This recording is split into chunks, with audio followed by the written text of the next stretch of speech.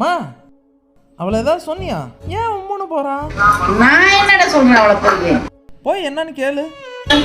போய் கேட்கறேன்.